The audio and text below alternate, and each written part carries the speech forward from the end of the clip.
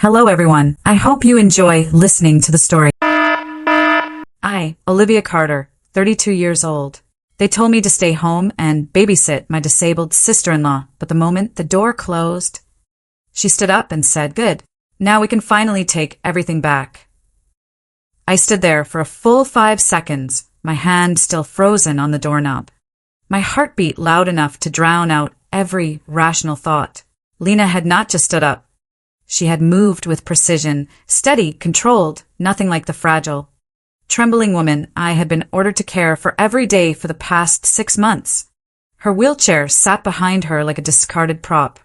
She rolled her shoulders once, like someone waking up from a long performance, then looked straight at me, really looked.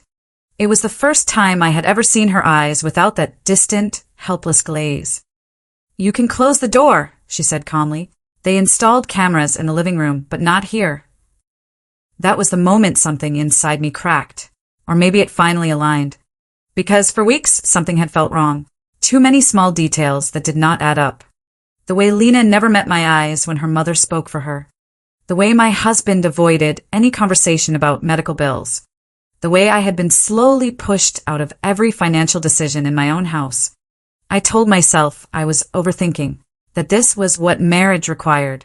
Sacrifice, support, loyalty, but standing there, watching a woman who was supposed to be unable to walk take 3 confident steps toward me, I realized I had not been sacrificing. I had been managed. "What is this?"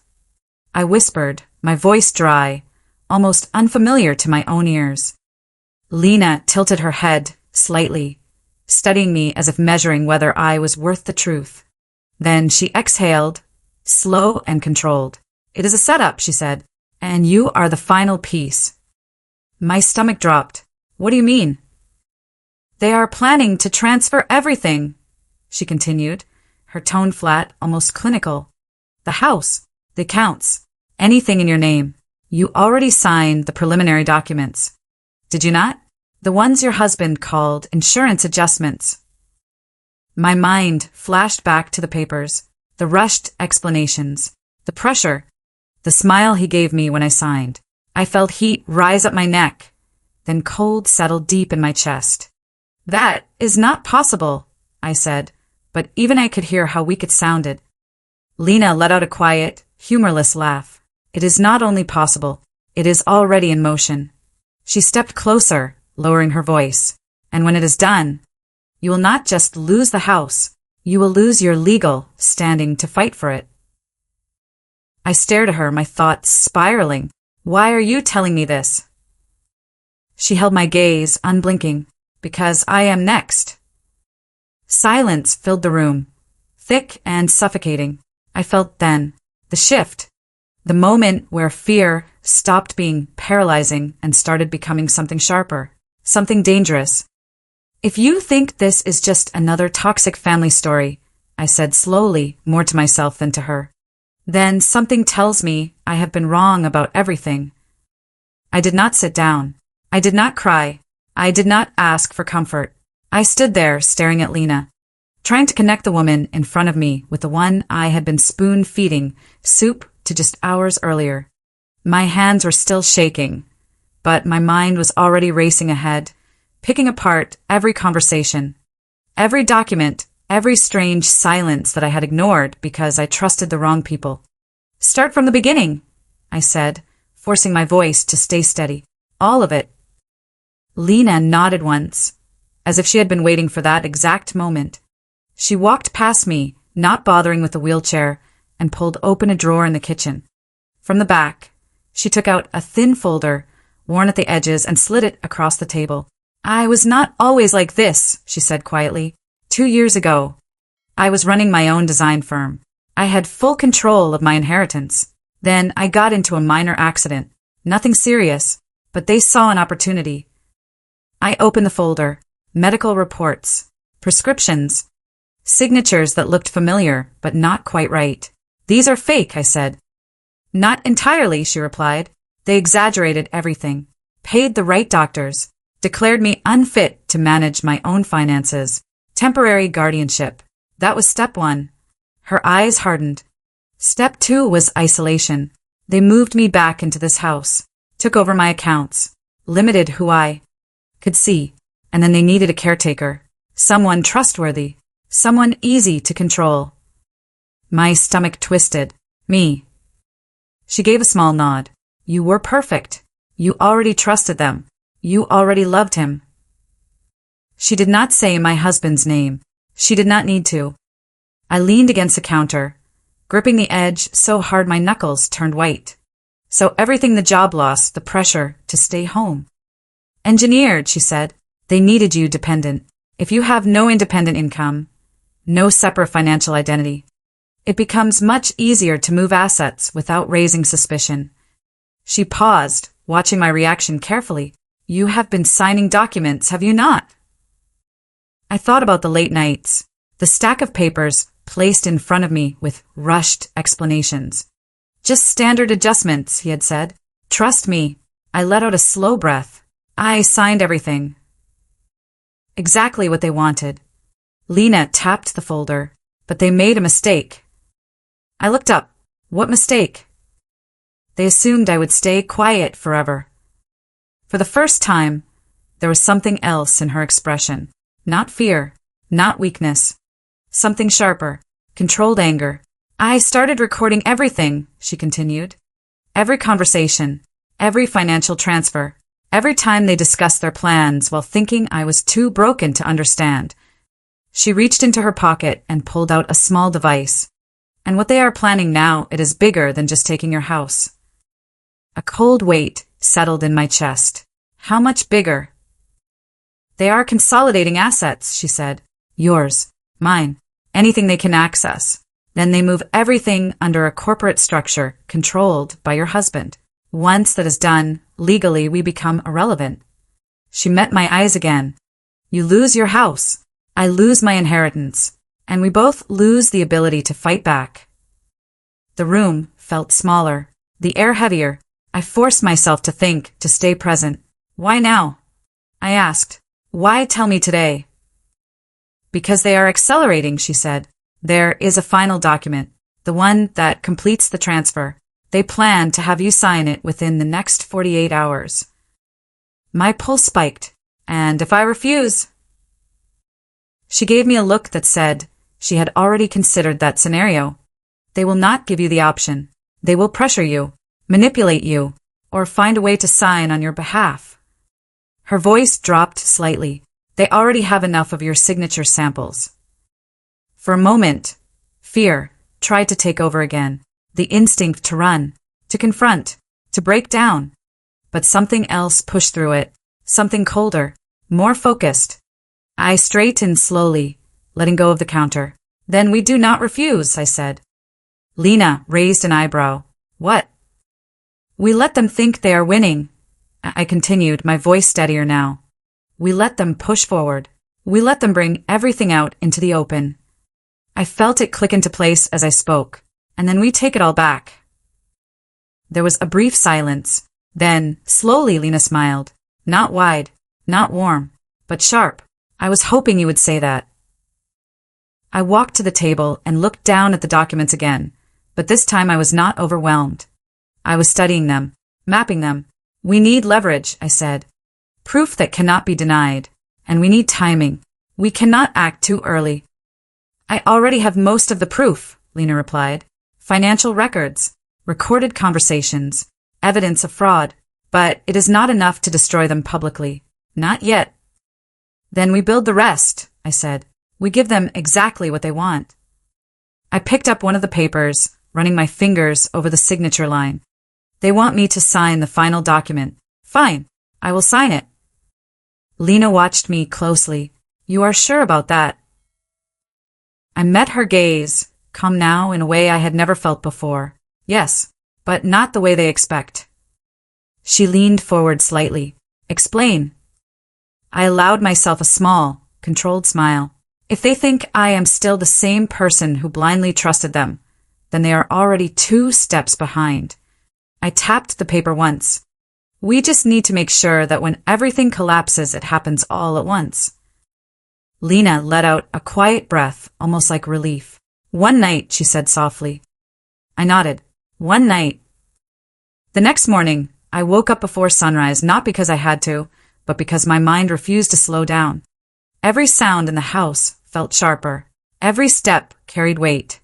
I moved quietly through the kitchen, preparing breakfast the way I always did, measuring coffee, slicing fruit, playing the role they had assigned to me so perfectly that even I almost believed it.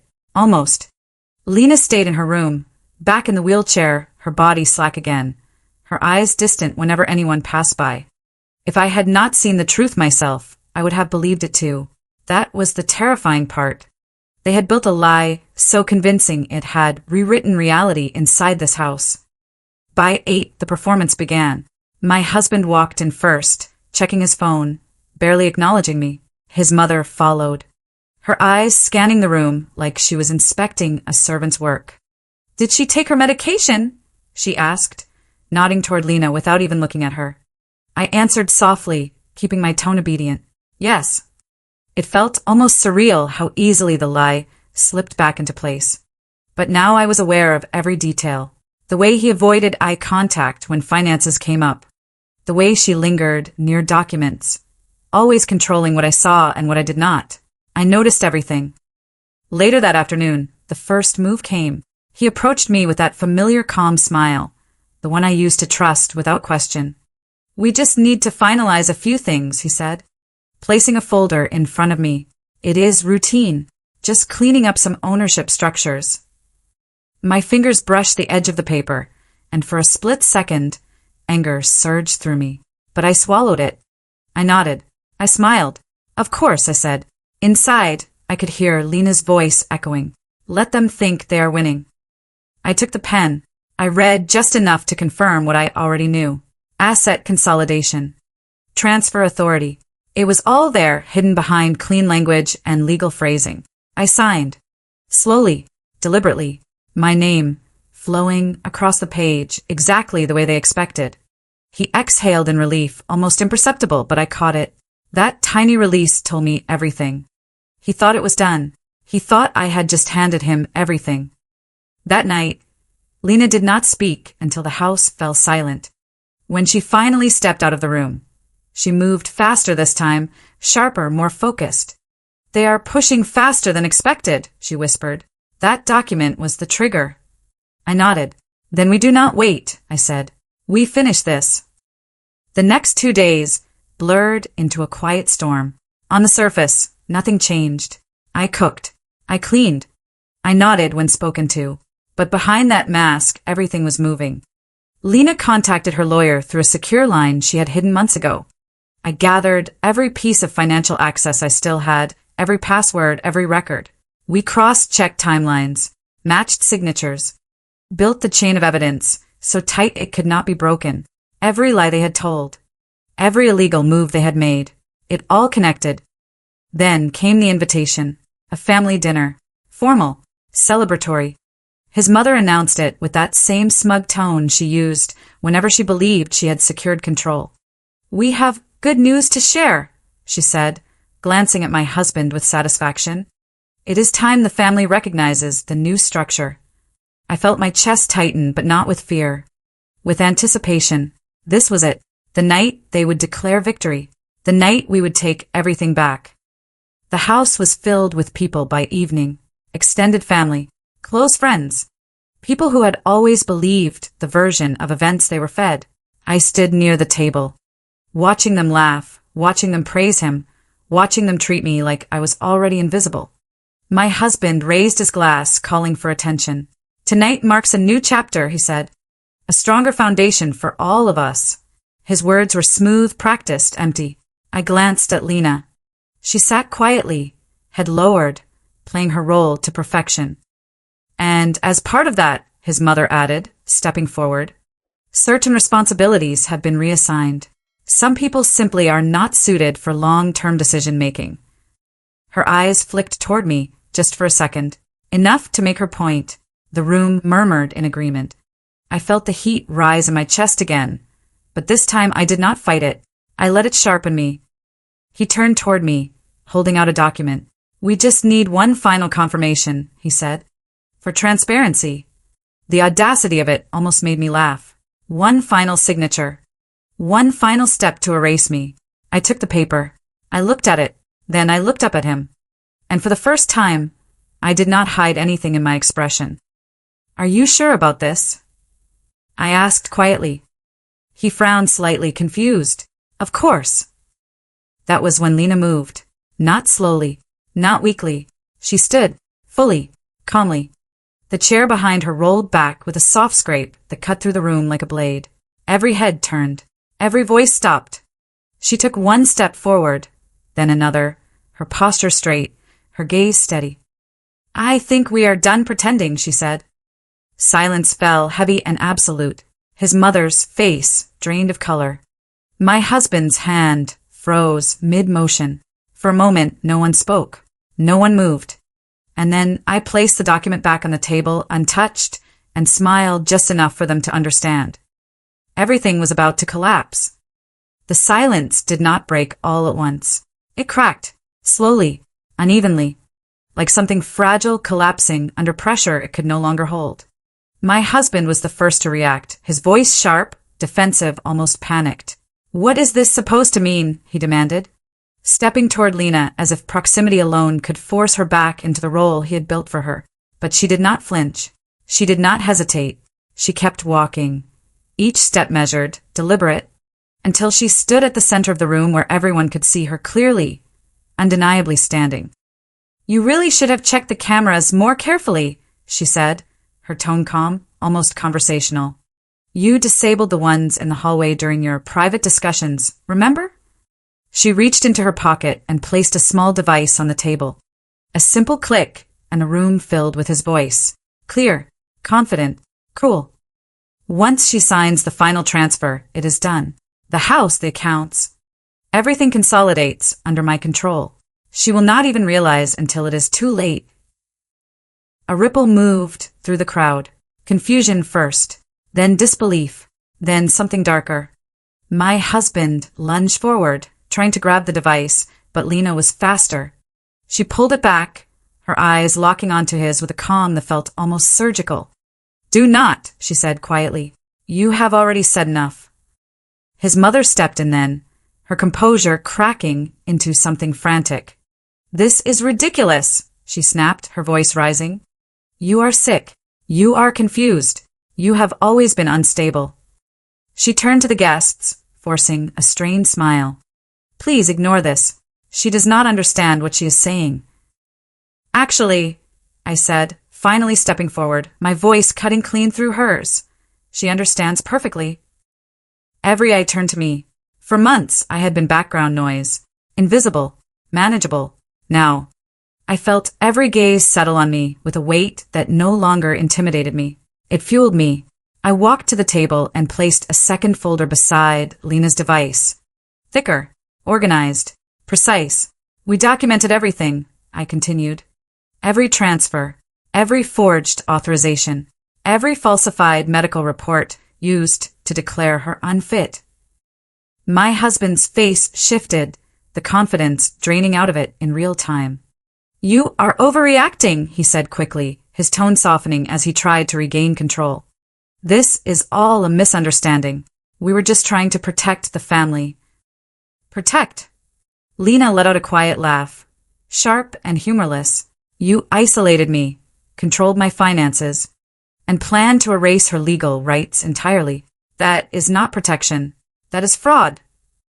The word hung in the air, heavy and undeniable. I watched it land on every face in the room, watched the shift from curiosity to alarm.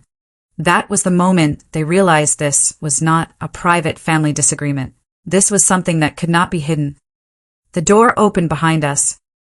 No one had heard the knock. Two people stepped inside. A man in a tailored suit, calm, composed, carrying a briefcase. Behind him, another figure, equally controlled, scanning the room with quiet authority.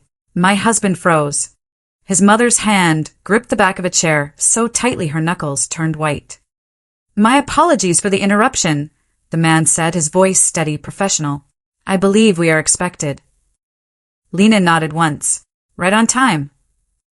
The room shifted again. This time, the tension sharpened into something colder. The man stepped forward. placing his briefcase on the table and opening it with a soft click that echoed louder than it should have. He pulled out documents, neatly organized, and set them beside ours. "We represent both parties in this matter," he said, "and based on the evidence collected, there is sufficient cause to initiate immediate legal action regarding financial fraud, coercion, and unlawful asset transfer." My husband shook his head, stepping back as if distance could undo what was happening. "No," he said under his breath. "No, this is not real." "It is very real," I replied, my voice steady, almost detached now.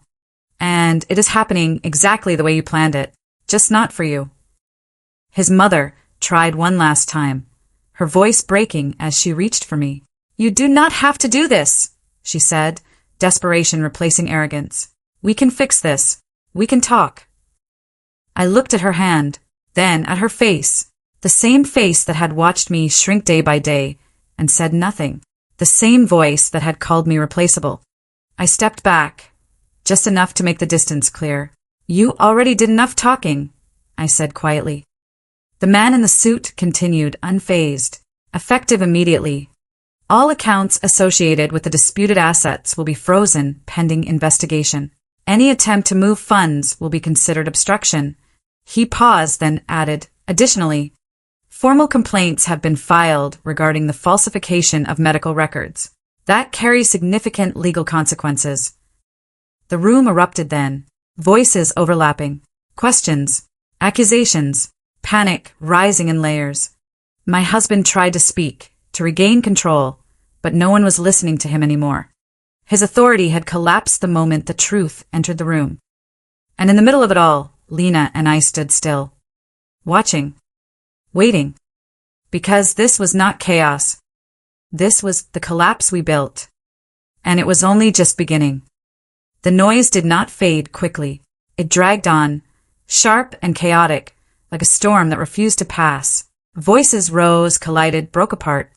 Accusations flew in every direction, but none of them mattered anymore. The structure that had held their power together was already gone. I could see it in the way my husband stood there, his shoulders tense, his eyes darting, searching for control that no longer existed. He opened his mouth more than once, trying to speak, trying to explain, but every word died before it reached anyone who still cared to listen. I stepped back, giving the room space to unravel without me. For the first time in months, I was not reacting. I was not defending. I was not trying to be understood. I was simply watching the consequences take shape. Lena stood beside me, calm, steady, her presence no longer hidden behind weakness. There was something almost quiet about the way we stood there, like the center of a storm that had finally reached its peak. The man in the suit continued speaking, his voice cutting through the chaos with clinical precision, outlining next steps, legal procedures, consequences that could not be negotiated away. Words like investigation, liability, and criminal exposure settled over the room like a weight no one could lift. My husband's face lost all color. His mother's earlier confidence had dissolved completely, replaced by something raw and desperate. She tried to reach out again, not with authority this time, but with fear. "This is too much," she said, her voice trembling. "You are destroying everything." I met her eyes, steady, unshaken. "No," I replied quietly. "You did that." The truth did not need to be louder than that. It did not need to be dramatic. It only needed to exist. And now it did. Within minutes, the room began to empty. Guests who had arrived expecting celebration left in silence, avoiding eye contact, carrying whispers with them like something contagious. The illusion of a perfect family of control, of superiority, collapsed piece by piece as they walked out the door. What remained was not power. It was exposure. By the time the last voice faded, the house felt different.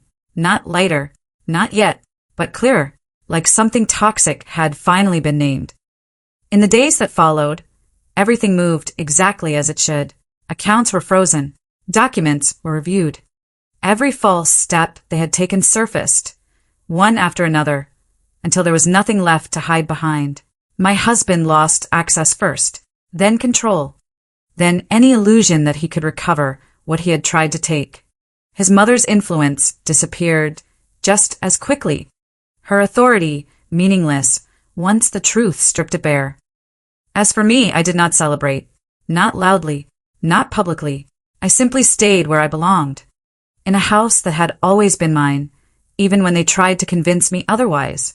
Lena reclaimed what was hers as well, not with anger, but with certainty. They had called me a burden, a caretaker, a temporary presence in a life they believed they owned. But in the end, they misunderstood one thing that cost them everything. I was never powerless. I was just waiting for the moment when the truth would be enough. So tell me this, if you were standing where I stood, watching it all collapse in front of you, would you have stopped it or let it fall exactly the way it was meant to? In the end, what destroyed them was not bad luck or betrayal. It was their own dishonesty. Lies have a way of stacking up quietly, layer by layer, until one day they collapse under their own weight. They thought manipulation was power. They thought control was permanent. But truth does not disappear just because it is buried. It waits. And when it surfaces, it takes everything with it. If there is one lesson I learned, it is this: never build your life on deception. Because the higher you climb on lies, the harder you fall when they break. If this story made you think, or if you have ever faced something similar, let me know in the comments. Would you have done the same? And if you want more stories like this, do not forget to like the video and subscribe. Your support helps bring more real, powerful stories to light.